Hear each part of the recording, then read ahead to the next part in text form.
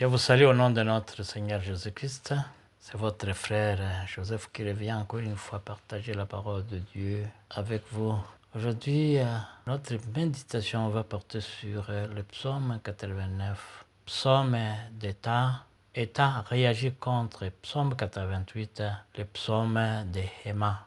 Psaume 88 et 89, des psaumes consécutifs, mais qui divergent. Le psaume 88, c'est le psaume de Héma, et le psaume 89, c'est le psaume des temps. Avant de continuer, nous allons d'abord chercher à connaître ces deux hommes, qui est Héma, qui est État.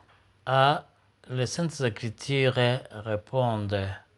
La réponse à cette question se trouve dans 1 Chronique, chapitre 15, versets 16 et 17.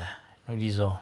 Et David dit aux chefs des Lévites de disposer leurs frères, les chantres avec des instruments de musique, de luth, de harpe et de cymbales, qui devaient faire retentir des sons éclatants en signe de réjouissance. Les Lévites disposèrent Héma, fils de Joël, parmi ses frères, Asaph, fils de Berekia, et parmi les fils de Ménari, leur frère étant fils de Koussadja. Ces versets définissent clairement qui sont Héma et Étan.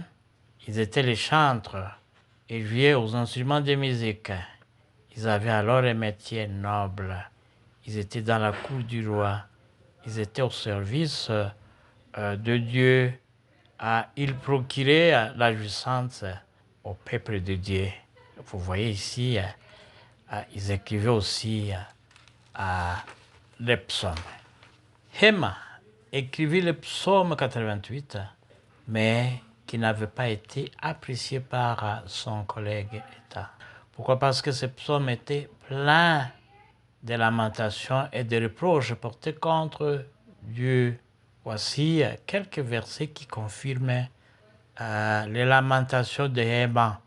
Quand nous lisons verset 4, mon âme est rassasiée de maux et ma vie s'approche au séjour des morts.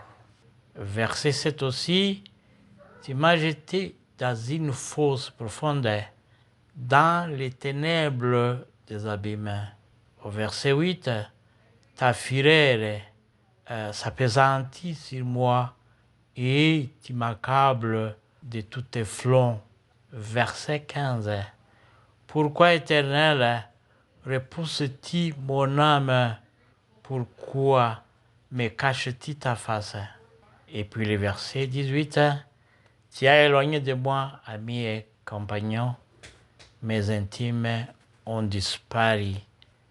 Il y a d'autres versets qui s'expriment pareillement. Étant indigné de ce que son collègue a écrit, il lui reproche d'avoir ignoré complètement les promesses et la fidélité de Dieu.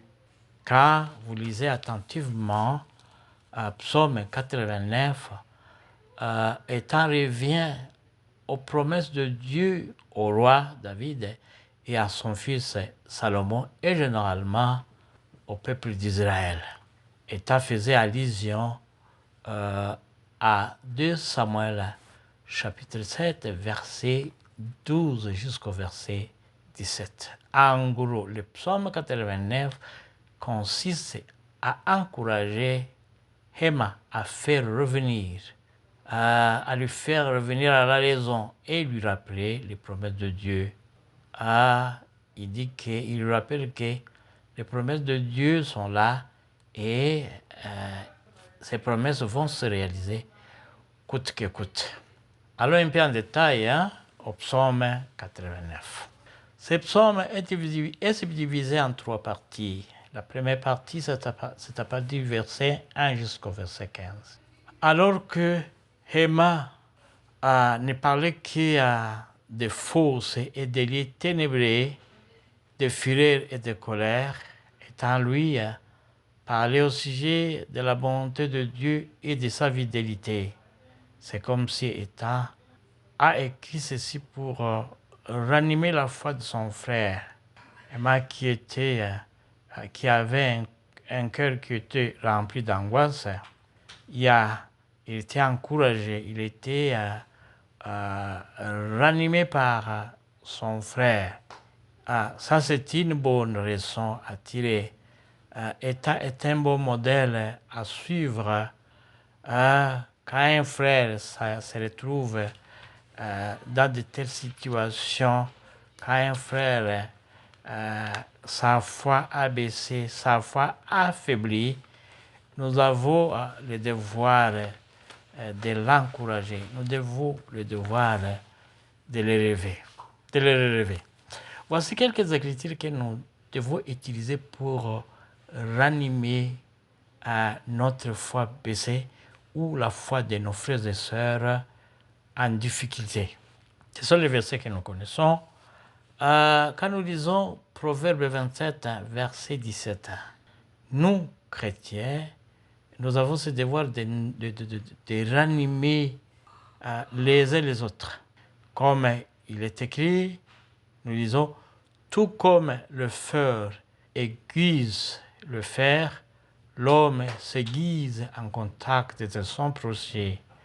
C'est ce qu'État a fait à son collègue, à son frère Emma, qui avait la foi baissée, qui n'avait plus d'espoir à son Dieu. Deuxièmement, quand nous lisons Samuel, 1 Samuel 23,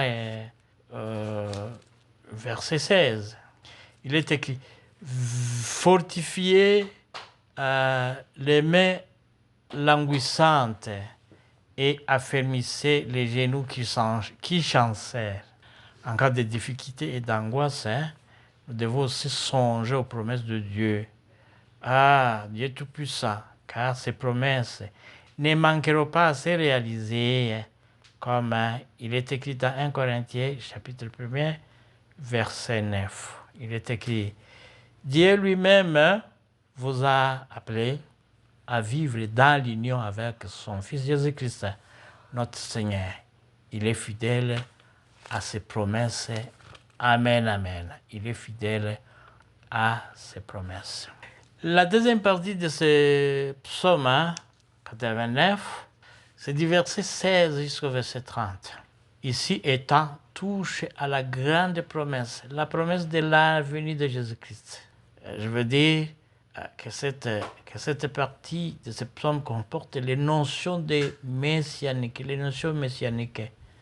Ceci se remarque au verset 20 et au verset 28. Il parle au sujet du serviteur qu'il a oint. Ce serviteur oint, c'est Jésus-Christ. Au verset 28, on parle de quelqu'un qui est le plus élevé.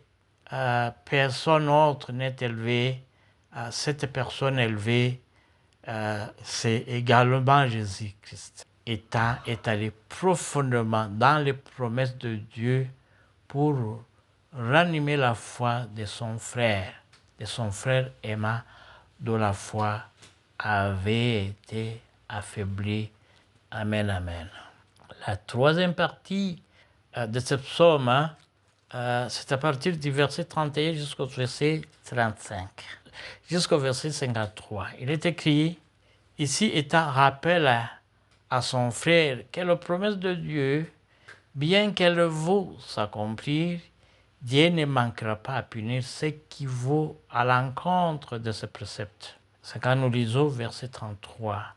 Je punirai de la verge leurs transgressions et par des coups leurs iniquités, mais je ne lui retiendrai point ma bonté, je ne trahirai point ma fidélité. Il y a, en guise de conclusion, nous pouvons dire que Dieu est fidèle et juste. Il tient ses promesses. Il réalise quelles que soient les conditions. Il nous est alors demandé de vivre conséquemment à ces promesses. Dans le cas contraire, ces promesses peuvent être retardées et il peut y avoir châtiment en cas de non-respect aux préceptes de notre Dieu. Que Dieu vous bénisse et à la prochaine occasion. Je vous remercie.